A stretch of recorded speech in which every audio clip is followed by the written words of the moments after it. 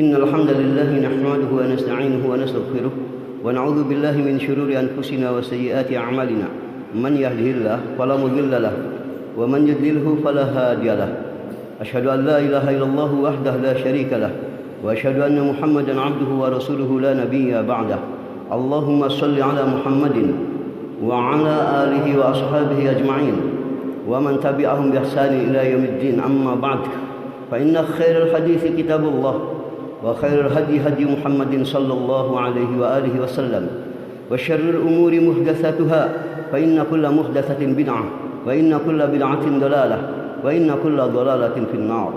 Ikhwanul kiram azani Allah wa iyyakum. Berulang kali ana menyampaikan dalam berbagai kesempatan baik di ceramah-ceramah umum ataupun khutbah-khutbah Jumat akan bahayanya al-iftiraq, perpecahan, dan bahaya orang yang menyimpang dari kebenaran.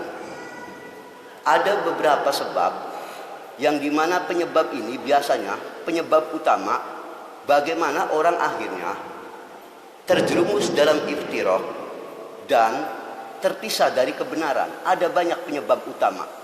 Pada kesempatan kali ini ana ingin menyebutkan dan mendiskusikan apa saja perkara-perkara yang paling sering membuat kita terjerumus dalam al-iftiraq dan menyebabkan kita terlempar dari kebenaran. Sebelumnya anak ingin mengingatkan dengan Quran surah Al-An'am ayat 159, di mana ayat ini merupakan ayat yang paling jelas betapa Allah sangat benci dan Allah murka kepada yang namanya al-iftiraq, perpecahan. Allah tidak ridho kita ini berpecah. Itu Allah ungkap dalam surah Al-An'am ayat 159. Innal ladzina farraqu dinahum wa kanu syi'a lasta minhum fi syai' innama amruhum ila Allah thumma yunabbi'uhum bima kanu yaf'alun innal ladzina farraqu dinahum. Sesungguhnya orang-orang yang telah iftiraq, memecah belah agama mereka, wa kanu syi'a, dan mereka lalu bergolong-golongan, bersekte-sekte ria, berhizb ria. Maka lasta minhum fi syai', tak ada lagi tanggung jawabmu hai Muhammad sallallahu alaihi wasallam kepada mereka. Sampai Allah mengatakan ini sudah bukan urusan kau lagi. Orang yang suka iftiraq, di mana sukanya bergolong-golongan, berhizb ria, ini sudah bukan urusan engkau lagi hai Muhammad sallallahu alaihi wasallam. Jadi urusan siapa? Innama amruhum ila Allah. Biarlah urusan mereka terserah kepada aku, Allah. Urusan aku. Untuk orang-orang yang begini sudah bukan tanggung jawab kamu lagi. Saking besarnya perkara bahaya iftiraq. Ini urusan aku, kata Allah. Thumma yunabbi'uhum bima kanu yaf'alun. Kemudian kelak akan kami beritakan kepada mereka terhadap apa yang mereka perbuat selama ini. Nanti setelah kiamat kubro di padang mahsyar, kami akan tunjukkan kepada mereka balasan terhadap apa yang mereka perbuat, akan kami tunjukkan kepada mereka. Ayat ini ayat yang paling jelas, gamblang, yang menunjukkan betapa Allah muak terhadap apa yang namanya al-iftiraq. Maka jangan ada di antara kita yang gampang menyepelekan masalah ini. Sudahlah, nggak apa-apa, walaupun kita beda-beda manhaj, yang penting Islam. Enak aja ngomong. Ayat ini mau dibuang kemana? Ayat ini untuk siapa? Ibnu Katsir rahimahullah dalam tafsirnya juz 3 halaman 339, wa dzahiru annal ayata ammah. Zahir ayat ini berlaku umum fi kulli man faraqadin, man faraqa dinallah, ditujukan mencakup siapapun yang iftiraq dari agama Allah, wa kana mukhalifan lah, dan dia menyelisihi, suka ikhtilaf dari ajaran Allah. Fa innallaha ba'atsa rasulahu bil huda wa dinil haqq, karena sesungguhnya Allah telah mengutus Rasulnya Muhammad sallallahu alaihi wasallam itu dengan membawa petunjuk dan agama yang hak, liyunhirahu ala dini kullih, agar agama ini dimenangkan di atas segala agama lainnya. Wa syar'uhu wahid, syariatnya satu, la ikhtilafa fihi wa la iftiraq, tidak ada ruang untuk ikhtilaf dan tidak ada ruang untuk iftiraq. Syariatnya satu, jangan dikatakan ikhtilaf itu baik. Tidak ada ruang bagi kita untuk iftiraq atau ikhtilaf. Ya, di luar ikhtilaf tentu saja ya yang sudah saya sampaikan, macam-macam ikhtilaf itu enggak boleh. Pada prinsipnya ikhtilaf itu dibenci, maka jangan kita termasuk orang-orang yang termasuk pada ayat ini. Kita teruskan.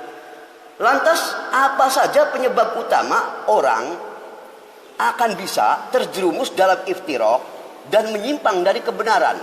Yang pertama, sebab paling dasar adalah jika orang sudah mulai demen dekat kepada kemusyrikan, hampir dapat dipastikan dia akan terjerumus dalam iftiraq. Jangan cerita menyimpang dari kebenaran, karena kemusyrikan sudah pasti musuh dari kebenaran itu sendiri. Siapapun, kalau orang udah demen nih, suka iftiraq, suka kesyirikan, hampir pasti orang ini ahlul iftiraq. Dia akan senang bergolong-golongan dengan sekte-sekte mereka.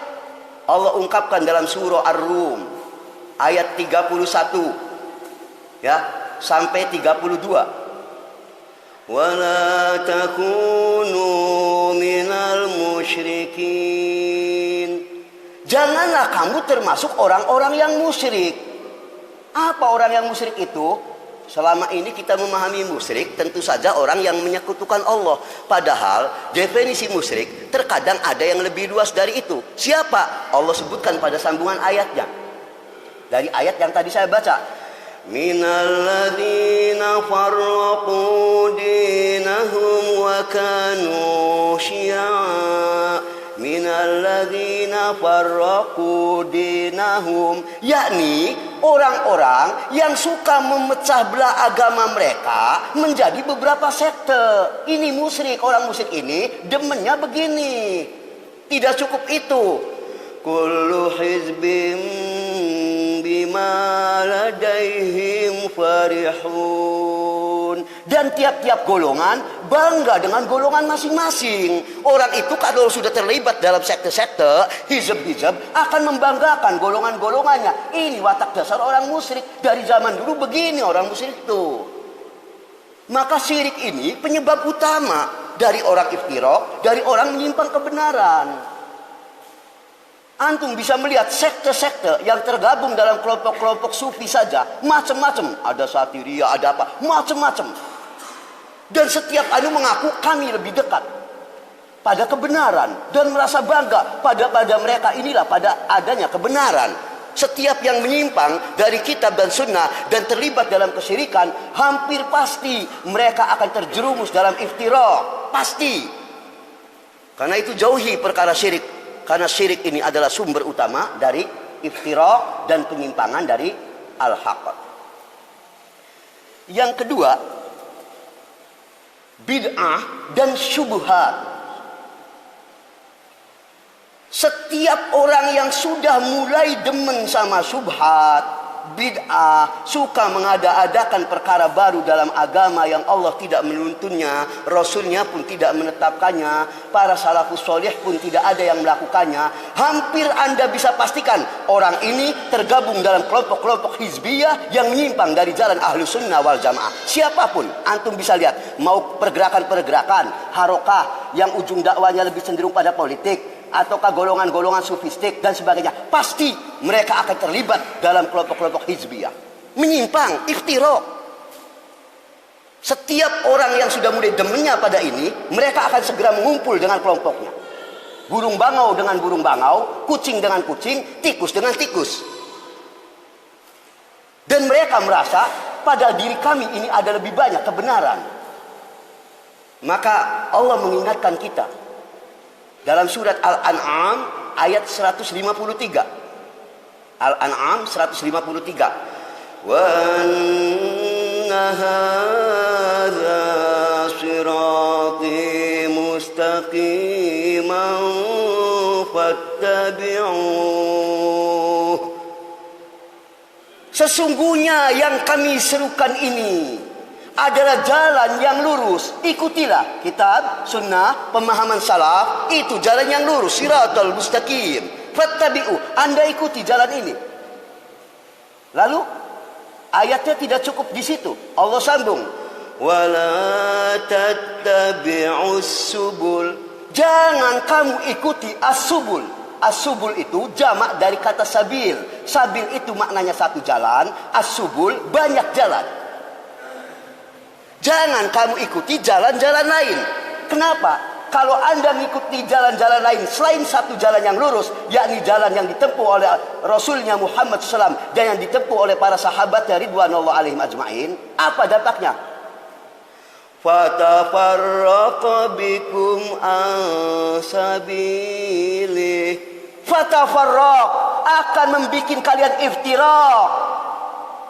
Ini setiap kali Anda mengikuti as-subul, jalan lain selain satu jalan yang hak, yakni jalannya yang ditempuh oleh para salafus saleh, fatafarraqa bikum an sabilih. Anda pasti akan iftiraq dari jalan Allah, terpisah Anda ini. Ikhwan, azani Allah wa iyyakum. Imam Mujahid rahimahullah, sebagaimana terdapat dalam kitab Al-Ibanah karya Ibnu Battah rahimahullah halaman 134, menjelaskan makna as-subul pada ayat tadi, jalan-jalan lain itu. Kata Ibnu Battah rahimahullah, kata Imam Mujahid rahimahullah, itu adalah al-bid'ah wasyubuhat. Bid'ah dan subhat-subhat. Yang dimaksud ayat tadi, jangan ikuti jalan lain. Jalan yang mana? Bid'ah. Jalannya orang-orang yang suka melakukan bid'ah dan jalannya subhat-subhat yang ditempuh oleh ahli syubhat. Anda jangan ikuti jalan ini. Anda ikuti, Anda akan terpisah, terlempar dari kebenaran, terlempar dari jalannya salafus salih. Anda mulai mendengarkan ceramah-ceramah orang yang tidak jelas manhajnya, ceramah orang yang mencela manhajnya. Anda dengarkan mereka mulai lontarkan subhat-subhat beracun kepada kita yang lemah. Mohon maaf, jangan main-main. Manhaj ini jangan coba main-main. Jangan dengarkan orang-orang yang dalam ceramahnya sering didapatkan mencampur adukan hak dan batil, melontarkan subhat bagi kita. Jangan tertipu dengan penampilan. Kalau orang ini sudah dikenal jelas sering melontarkan perkara subhat, tinggalkan majelisnya. Enggak boleh hadir, jangan dengarkan. Apalagi direkam ngeman-ngemani. Jangan. Tidak ada satupun pintu kebenaran sampai hari kiamat. Demi Allah, pintu kebenaran telah Allah tutup selamanya, selain hanya satu pintu yang masih Allah buka, yaitu pintu yang ditempuh jalannya para salafus salih. Hanya ini satu-satunya pintu menuju kebenaran. Yang lainnya adalah jalan menuju neraka. Tidak ada jalan lain. Harus jelas. Jangan, ya sudah enggak apa-apa, Anda mau ikut ini manhaj ini, enggak apa-apa. Yang penting kita ini sama-sama menuju keselamatan. Tidak ada jalan keselamatan selain satu pintu. Enggak ada. Hanya satu pintu. Jangan lontarkan subhat. Yang penting kita sama-sama muslim. Mu'tazilah juga ngaku muslim. Syiah ngaku muslim. Khawarij ngaku muslim. Apa Anda akan membenarkan? Jangan lontarkan subhat dong. Bisa dipahami, ikhwan? Ahlul bid'ah juga ngaku muslim semua masalahnya. Ini yang seringkali merusak kita. Akhirnya kita mulai terpengaruh mendengarkan orang-orang yang gak jelas manhajnya, membuat syak dalam hati kita, dalam jiwa kita. Kita lemah ilmunya. Jangan main-main sudah. Masih banyak yang lebih jelas manhajnya, masih banyak yang lebih jelas terang manhajnya. Ikuti, jangan ikuti jalan lain. Ini peringatan. Bahkan ada satu yang menarik. Dalam surat Shad ayat 86. Di surat Shad ayat 86, Allah Subhanahu wa taala memerintahkan Nabi kita sallallahu alaihi wasallam sampai begini. Qul ma as'alukum alaihi min ajr wa ma ana minal mukallifin. Qul ma as'alukum alaihi min ajr. Katakan hai Muhammad sallallahu alaihi wasallam, dengan dakwahku, aku tidak pernah meminta bayaran kepada kalian. Tidak. Aku datang ke sini bukan untuk minta bayaran kepada kalian. Ibarat tidak sama sekali. Bahkan, wa ma ana minal mutakallifin. Dan sesungguhnya aku di sini aku Muhammad sallallahu alaihi wasallam, bukanlah termasuk orang yang mengada-ada bid'ah. Bayangkan Ibnu Katsir rahimahullah saat menafsirkan wa ma ana minal mutakallifin, aku ini bukan orang yang suka mengada-ada, maka Ibnu Katsir rahimahullah dalam tafsirnya juz 7 halaman 72 mengatakan wala abtagi ziyadatan alaihi bal umirtu bihi addaituhu la azaidu alaihi wala ankus minhu. Aku ini dalam dakwahku tidak pernah menambah-nambahi dari apa yang telah Allah perintahkan atasku. La azyad alaihi wala ankus alaihi. Aku tidak pernah menambah-nambahi syariat dan aku pun tidak pernah mengurang-urangi syariat. Wa innama abtagi bidzalika wajhallah azza wa jal. Dakwahku itu semata-mata dalam rangka mencari mendapatkan wajah Allah wa darul akhirah dan kehidupan akhirat. Aku enggak pernah nambah-nambah, aku enggak pernah ngurang-ngurangi syariat. Apa yang Allah putuskan padaku, aku sampaikan kepada kalian persis, tidak ditambah, tidak dikurang. Itu sekelas Rasulullah sallallahu alaihi wasallam. Bagaimana sekelas kiai kampungan tiba-tiba bikin syariat baru? Nembe mbok dale baca kitab Rongler bikin bid'ah hasanah. Nabi aja aku nggak pernah berani nambah-nambahin. Wala angkus, aku nggak pernah ngurangi, nggak pernah nambahi. Persis yang Allah sampaikan begitu, persis. Tidak aku tambahi, tidak aku kurangi. Maka dikatakan ma'ana alal mutakallifin. Aku ini bukan orang yang membebani diri, menambah-nambahi, mengurang-urangi. Tidak. Aku hanya menyampaikan risalah Tuhanku. Hebat sekali ini. Saking bid'ah itu betul-betul sesuatu yang akan merusak dalam dakwah. Bisa dipahami kawan? Ya, ini penting sekali. Selanjutnya ikhwan azani Allah wa iyyakum, Allah Subhanahu wa taala juga mengingatkan kepada kita apa? Bismillah. Alhamdulillah. Bahwasanya kelompok yang paling suka bermain-main syubhat, bahkan dengan menjadikan ayat-ayat suci sebagai sumber syubhat, enggak tanggung-tanggung. Ayat suci dijadikan sumber syubhat. Itu orang Yahudi, itu permainan mereka yang paling bahaya. Bagi kita kelas orang awam, ditunjukkan kitab, mulai mereka merubah-rubah maknanya dan sebagainya, sehingga kita iya ya, ayatnya mah bener, penafsirannya mulai dirubah-rubah, pemahamannya dirubah-rubah. Ini adalah kelakuan orang Yahudi dari dulu. Allah ungkap pada ayat yang ingin saya bacakan saat ini. Kita lihat ayatnya.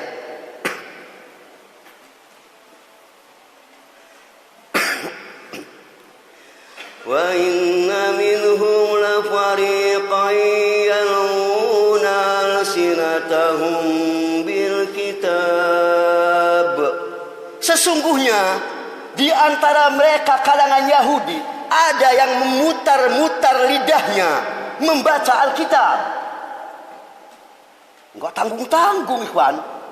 Hujah subhatnya, awas, hujah dalam tanda petik subhat. Enggak tanggung-tanggung, pakai kitab suci. Ayo, bingung enggak? Udah kelas dewa kalau udah main begini. Main subhat pakai ayat. Ya, lalu apa? Litahsabuhu minal kitab wa ma huwa minal kitab. Supaya kalian orang-orang awam menyangka itu dari kitab, padahal itu bukan dari kitab, kata Allah. Subhatnya Yahudi enggak tanggung-tanggung kalau dolanan subhat. Parah. Fasih mereka. Agar Anda litahsabuhu minal kitab wa ma huwa minal kitab. Anda mengira itu memang sumbernya dari Alkitab, padahal itu bukan dari kitab. Wa yaquluna huwa min indillah. Dan bahkan mereka berani mengatakan ini datang dari Allah, syariat. Yahudi kalau main subhat, udah puncaknya subhat. Sampai berani menisbahkan tadi apa kan? Huwa min indillah. Ini datang dari sisi Allah. Wa ma huwa min indillah. Padahal dia bukan dari sisi Allah, kata Allah. Mengatasnamakan. Ya. Wa yaquluna 'alallahil kadhib wa hum ya'lamun. Dan mereka berkata atas nama Allah dengan dusta dalam keadaan sebenarnya mereka tahu itu adalah kedustaan atas nama Allah. Awas ikhwan. Bahaya sekali. Ya, Ibnu Katsir rahimahullah dalam tafsirnya juz 2 halaman 56 intinya menjelaskan ya bahwa ayat ini awalnya diberikan kepada orang-orang Yahudi, laknatullah alaihim. Tetapi kita tahu ayat Quran ini peringatan juga bagi kita kaum muslimin agar kita jangan begitu. Membawa ayat Quran selalu hak, tetapi pemahamannya bisa diselewengkan. Betul. Quran selalu benar. Tetapi penafsiran sangat mungkin penafsiran Syiah, penafsiran Mu'tazilah, penafsiran Khawarij, sangat mungkin. Lalu dikatakan huwa min indillah. Ini Quran, ini ayat suci, Anda iman tidak? Kita yang awam tersubhat oleh mereka. Hati-hati, jangan main-main yang namanya subhat ini. Ini pakarnya Yahudi, dari dulu mereka begitu. Ditiru ya oleh mereka yang menyimpang, ahlul bid'ah, ya ahlus subuhat, ya bermain-main dengan ini. Nauzubillah min dzalik. Kita teruskan. Ya, ikhwan, awalnya kita kaum muslimin berada di satu jalur. Tidak pernah ada selain manhaj salafus salih. Mulai bermunculan dari mulai paham Khawarij, betul, Rafidhah atau Syiah Ghulat, Qadariyah, Murji'ah, Jahmiyah, dan seterusnya. Artinya apa? Yang menyimpang itu yang mana? Yang iftiraq.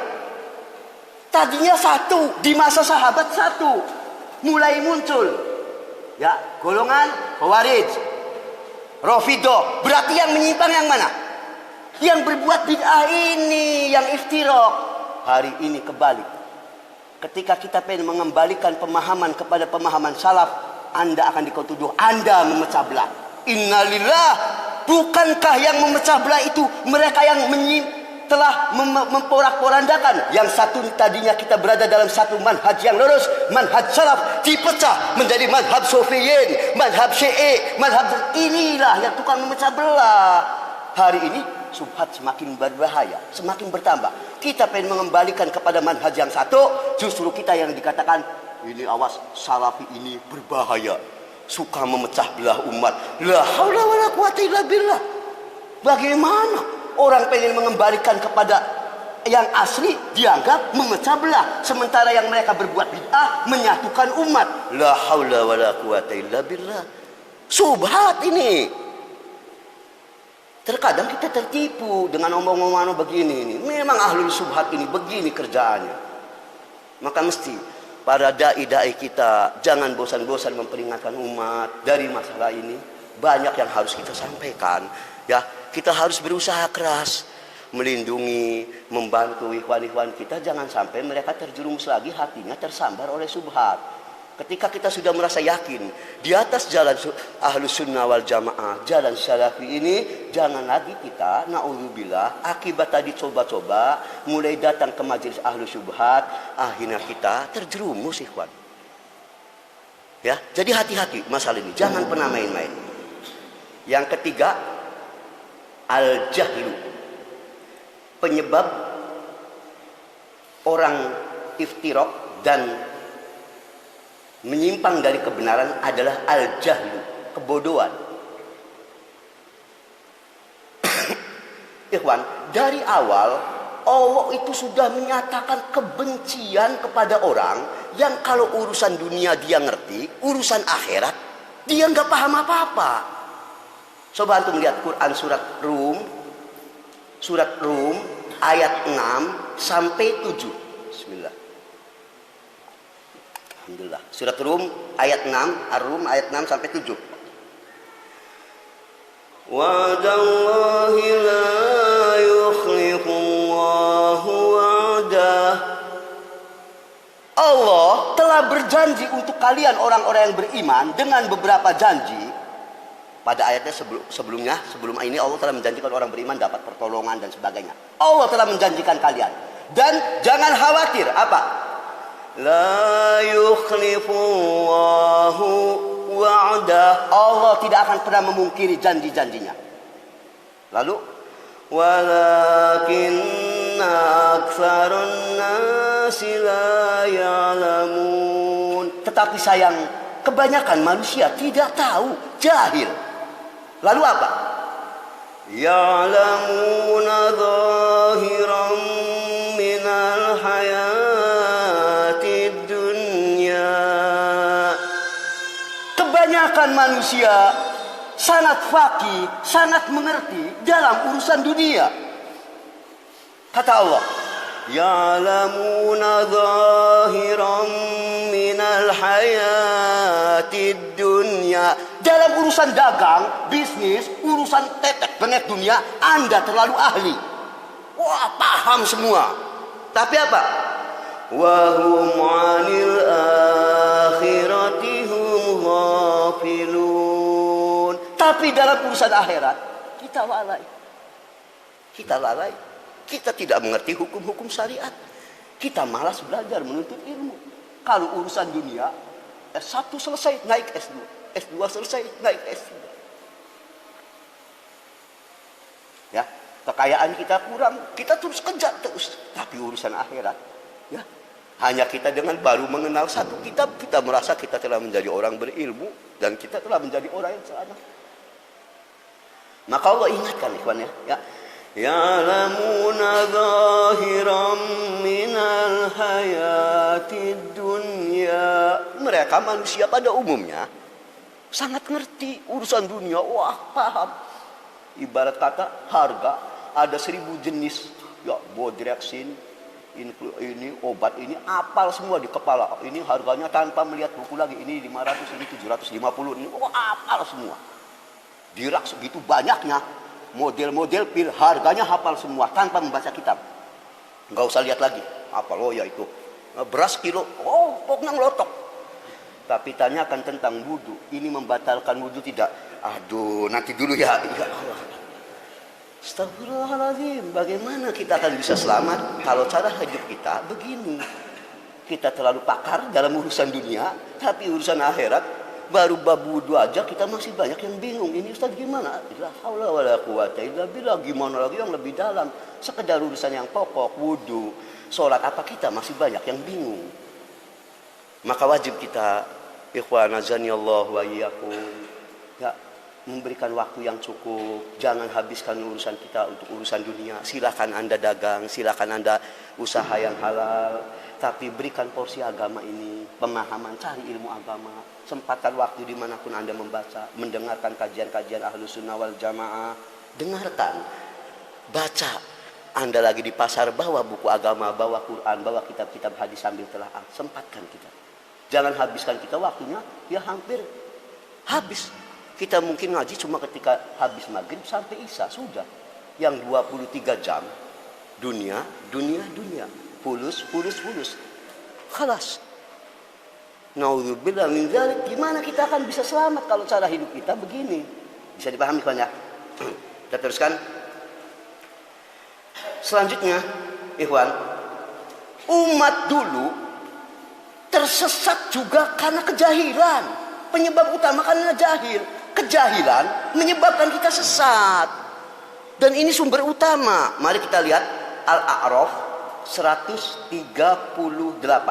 Al-A'raf 138. Wajawazna bi bani Israil al-bahr. Allah sedang menceritakan tentang umat Nabi Musa alaihi salatu wasalam waktu dikejar oleh Fir'aun. Allah selamatkan mereka, kalangan Bani Israel, pengikut Nabi Musa alaihi salatu wasalam. Sampailah kata Allah, ya, kami seberangkan Bani Israel ini ke seberang lautan, selamat ketika dikejar oleh Fir'aun dan bala tentaranya. Fa'atau ala qaumi yakufuna ala asnamil lahum. Lalu kata Allah, setelah Allah selamatkan, kaum ini melihat ada di sana sekelompok orang yang masih menyembah patung-patung. Padahal baru Allah selamatkan nih. Kemudian apa? Awalnya karena akidahnya syirik, masih banyak kebodohan, baru menerima ajaran Nabi Musa alaihi salatu wassalam, kemudian masih melihat ada kesirikan, masih demen, artinya pengen cenderung kesirikan. Lalu apa? Kalau mereka berkata kepada Nabi Musa alaihi salatu wassalam, apa perkataan mereka, ikhwan? Bayangkan. Ya Musa ja'al lana ilahan kama lahum alihah. Wahai Musa alaihi salatu wassalam, tolong bikinkan untuk kami ilah yang lain sebagaimana kaum itu juga memiliki ilah yang lain. Pengennya ada kepala kerbau disuguhi, ada di pojok sana bekakak ayam, apa gitu, pengennya gitu. Semangat syiriknya masih belum hilang. Baru saja Allah selamatkan, masih demen melihat orang-orang syirik. Di sana lagi upacara ritual apa yang aneh-aneh, masih demen, pengen bikinkan lagi. Hai Musa, di samping kami kepada Allah tetap, tapi cobalah bikin lagi gimana gitu. Langsung oleh Nabi kita Musa alaihi salatu wassalam dijawab apa? Qala innakum qaumun tajhalun. Kamu ini benar-benar kaum yang bodoh sekali, tidak tahu tentang tauhid. Kebodohan terhadap makna tauhid, masih saja berani ngasih usulan membuat ilah lain selain Allah. Bodoh sekali kalian ini. Kebodohan terhadap syariat. Bahkan ikhwan, ada kasus menarik yang diriwayatkan oleh Imam Tirmidzi nomor hadis 2180. Kata Syekh Al-Albani rahimahullah dalam Jilbabul Mar'ah halaman 202, sahih atas syarat Bukhari dan Muslim. Begini. An Abi Waqid Al-Laitsi radhiyallahu anhu, dari Abi Waqid Al-Laitsi radhiyallahu anhu. Annahum kharaju min Makkah ma'a Rasulillah sallallahu alaihi wasallam ila Hunain. Suatu ketika kami berangkat bersama Nabi sallallahu alaihi wasallam menuju Hunain, nama satu tempat untuk peperangan yang disebut perang Hunain itu nantinya. Hunain itu tadinya lokasi, satu lokasi yang nanti ada pertempuran dahsyat di situ antara kaum muslimin dan kaum musyrikin. Di situ kami berangkat bersama Nabi. Lalu apa, ikhwan? Wa kana lil kuffar sidrah yakufuna indaha. Ketika kami sampai di sana, kami melihat, kata para sahabat, orang-orang kafir memiliki satu pohon yang dimana di sisi pohon itu dijadikan tempat iktikaf. Wa yu'allikuna biha aslihatahum. Dan bahkan di pohon itu orang musyrik biasa naruh senjata-senjata mereka digantungkan untuk dikeramatkan, supaya jadi taruh di pohon itu. Yuqalu laha zatu anwat, sampai pohon itu disebut pohon pengkeramatan senjata. Jadi pohon itu, kalau antum nih bawa pedang, taruhin di pohon itu, maka tidak ada satupun tameng yang bisa untuk menahan. Antum nih bawa nih pedangan, taruhin dulu di situ. Kan kalau dulu kan belum ada, hanya ada pedang sama tameng gitu ya. Artinya pedang, panah, tombak dengan tameng. Jadi kalau pengen antum punya pedangnya sakti, diam di iktikaf di bawah pohon itu, lalu senjata itu antum pedangnya taruh di situ. Kalau sudah ditaruh situ, maka dengan pedang itu tidak ada satupun tameng yang akan bisa menahan tajamnya pedang yang sudah dikeramatkan itu. Kebalikannya, antum punya tameng. Antum ini punya tameng. Wah, gimana supaya tameng ini kira-kira tidak tembus oleh apapun? Antum taruh tameng itu di pohon itu. Yang repot kalau pedang sama tameng taruh barengan. Yang menang yang mana nih? Ya. Satunya katanya tidak ada benda yang tidak bisa ditembus. Tamengnya tidak ada satupun benda yang mampu menembus. Kira-kira pasti ada yang bohong ini nantinya. Itu yang agak repot di situ doang gitu. Ya, tempat itu sampai disebut di situ apa? Zatu Anwat, tempat pengkeramatan senjata. Pokoknya kalau antum taruh di situ, bukan sembarangan pohon nih. Maka apa? Famarorna bisidrotin hadro'a azimah. Lalu kami meneruskan perjalanan kami. Di situ kami mendapatkan satu pohon yang hijau, bagus, gede. Pohon kayak pohon randu kalau kita di sini mau gede. Sahabat melihat itu, mulailah sahabat karena baru masuk Islam masih keri bahasa Indonesianya apa? Masih semangat syiriknya masih ada. Paham nggak? Kena ngelihat adegan tadi dulu sahabat juga kan awalnya begitu musyrik, masih seneng ya ada pohon dikeramatin, pokoknya nggak boleh ngelihat apa batu langsung wah ini bukan batu sembarang batu gitu, masih seneng gitu. Maka langsung fakulna, langsung kami berkata, ya Rasulullah, ij'al lana zata anwat kama lahum zatu anwat. Ya Rasul, tolong kita jangan kalah sama orang-orang musyrik. Tuh orang musyrik punya begitu. Ayo bikin lagi tempat pengkeramatan senjata yang lain. Nih ada pohon gede nih, lumayan pakai. Coba, semangat syirik itu sulit dari zaman dulu juga. Pantes orang sekarang gitu, nggak boleh ngeliat pohon gede. Ya. Langsung Nabi kita Shallallahu Alaihi Wasallam mengatakan, "Qultum wallazi nafsi biyadih." Demi Allah, ucapan kamu ini, demi Allah yang jiwaku berada dalam tangannya. Kama qala qaumu Musa li Musa. Persis seperti ucapan kaumnya Nabi Musa alaihi salatu wasalam kepada Nabi Musa alaihi salatu wasalam ketika baru diselamatkan dari Lautan Merah. Di mana mereka minta kepada Nabi Musa alaihi salatu wasalam apa? Nabi membacakan ayat tadi yang saya baca. Ij'al lana ilahan kama lahum alihah. Hai Musa, bikinkan untuk kami ilah yang lain sebagaimana mereka orang musyrik punya ilah yang lain. Maka jawaban Nabi Musa alaihi salatu wasalam apa ikhwan tadi? Qala innakum qaumun tajhalun. Kamu ini orang-orang yang bodoh sekali. Enggak paham hakikat tauhid kamu ini. Kebodohan menyebabkan tersesat. Kemusyrikan karena kebodohan. Enggak belajar tauhid yang benar. Disangkanya itu bukan syirik. Masih banyak nggak sekarang Ikhwan? Orang-orang kita yang ngaku muslim tapi nggak boleh ngelihat pohon gede. Ya, langsung kasih kain putih. Kalau malam Jumat, wah masih banyak. Ini mah mending pohon ada barangnya. Yang lebih parah eretan ke sana tuh ada kali apa tuh, kali sewu, nggak ada apa-apa itu mah, adanya tukang jaring doang minta duit tuh di jalan, masih takut dilemparin. Ini otak antum di mana? La haula wala quwata illa billah. Nggak ada apa-apa itu mah asli ya, paling maksimal jebur di sungai itu gitu. Masih gitu akidahnya ini karena jahil terhadap hakikat tauhid. Kebodohan menyebabkan kita menyimpang dari kebenaran, menyebabkan kita iftiraq dari jalan yang hak. Maka belajarlah dengan benar agar bisa dengan itu Allah memberikan kepada kita hidayah ila siratim mustaqim ila siratil azizil hamid. Amin ya rabbal alamin. Semoga apa yang saya sampaikan hari ini ada manfaatnya. Tentu ini belum selesai. Mungkin kita masih ada 1 kali pertemuan lagi sebelum Ramadan di pekan ke 1 atau kedua ya. Masih mungkin 1 kali lagi untuk sambungan materi ini insyaallah ya. Ini baru berapa sebab berarti ikhwan.